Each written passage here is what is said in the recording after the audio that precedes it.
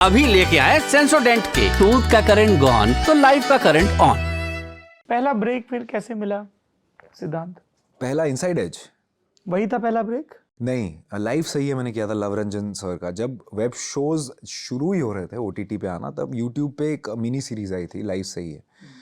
तब ओटीटी पे चीज़ें धीरे धीरे आने लगी, तो यूट्यूब पे पहले आया था। कब की बात है? ये हो गया, मैं बताऊं 2016 की बात है ये। अच्छा, 2016 की बात है। तो उसमें 15 या 16 की बात है। इसमें उनको 5 सीरीज, एक सिटकॉम टाइप किस्म का था। 5 लड़के बैचलर रह रहे हैं यहाँ पे, लाइफ सही है नाम था उसका। 5 एपिसोड हमने बनाए और डाल दिया यूट्यूब पे, और वो हिट हो गया। और फिर उन्होंने कहा कि You were playing साहिल हुड्डा। साहिल हुड्डा उसमें। और फिर तो मैं हरियाणवी टोन पकड़ा? नहीं, उन्होंने कहा कि इतना थिक नहीं पकड़ना था उसमें हरियाणवी, क्योंकि बेस्ड सारे के सारे कॉस्मोपॉलिटन किस्म के थे उसमें। तो उसमें उन्होंने ज़्यादा एक्सेंट पे नहीं ध्यान दिया, उन्होंने टाइमिंग और ये वो चीज़ों पे ज़्यादा ध्यान दिया। तो सीज़न 2 कहा कि बनाएंगे, क्योंकि सीज़न 1 हिट हो गया। तो सीज़न 2 जब बनाया तो मैंने कहा कि सर मुझे तो फिल्में करनी है। ये मुझे समझ में नहीं आ रहा था ये वेब शो वाला फॉर्मेट तब, क्योंकि मैं फिल्में करने आया था। और उस टाइम मैंने ये कर लिया था क्योंकि मुझे लव रंजन सर की, कि मुझे पता था प्यार का पंचनामा में लॉन्च किया उन्होंने नए लड़कों को, तो मुझे लगा मुझे भी लॉन्च कर देंगे वो। तो मैंने कहा कि सर मैं फिल्में करनी है, आप वो बताइए, सीज़न 2 तो नहीं हो पाएगा। तो बोले कि यार तुम सीज़न 2 कर लो, फिर इसी पे लाइव सही है फिल्म बना देंगे हम। तो मुझसे हो नहीं रहा था वो एपिसोडिक। मुझे लग रहा था यार पता नहीं क्यों मुझसे, मुझे लगा कि यार कुछ हम शॉर्ट सेल कर रहा हूँ कि क्या, पता नहीं, मज़ा नहीं आ रहा था। भले वो काफ़ी ज़्यादा हिट हो गया था, लेकिन मैंने फिर कहा कि यार नहीं यार, मुझे कुछ और करना है ज़िंदगी में। तो मैं अपने निकल गया अपने राह पे। और काफ़ी मतलब जो कास्टिंग डायरेक्टर भी थे, काफ़ी वो भी मिला कि तुम पागल हो, क्या कर रहे हो यार, इतना चांस किसको मिलता नहीं है, तुम करते रहो काम, लव सर लॉन्च कर देंगे, प्यार का पंचनामा बनाते ही हैं वो नए लड़कों को, वही थे जो लॉन्च कर रहे थे। तो मैंने कहा कि सर मैं नहीं सर, समझ नहीं आ रहा मुझे। तो वहाँ से मैं फिर अपने निकल गया, इनसाइड एज मिल गया मुझे। अब इनसाइड एज बड़ा गुरु हिम्मत लगती होगी, मतलब फाइनली एक थोड़ी सी सर्टेनिटी मिली एंड यू आर सेइंग कि नहीं ये नहीं करना है। It takes a lot to say no. एक बहुत बड़ी फिल्म है, मैं आपको बताऊंगा। आज गली बॉय के 1 महीने पहले ये चीज़ हुई है। बहुत बड़ी फिल्म जो अभी आके, I think one of the biggest films, उसमें एक मुझे पार्ट मिला था। और किसी कास्टिंग डायरेक्टर के थ्रू मिला था मुझे, और वन ऑफ द कैरेक्टर्स था वो।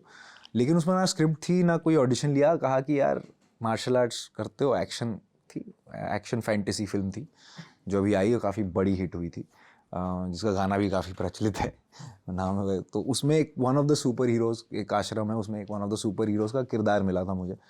तो कहा कि यार करो तुम। मैंने बोला कि सर ऑडिशन क्या है, लाइन वाइन क्या है, मुझे भी तो समझ आता है ऑडिशन पढ़ के कि क्या है। बोला नहीं नहीं यार, वो बताएंगे, अभी ये VFX हैवी है तो टाइम लगेगा, कुछ 5 साल का प्रोजेक्ट है, आगे टाइम लगेगा। तो मैंने कहा कि यार सर मैं मेन डायरेक्टर से मिल रहा हूँ, जो कि काफ़ी बड़ा प्रोडक्शन हाउस, और 3 film contract with this film Brahmastra थी, बता ही देता हूँ।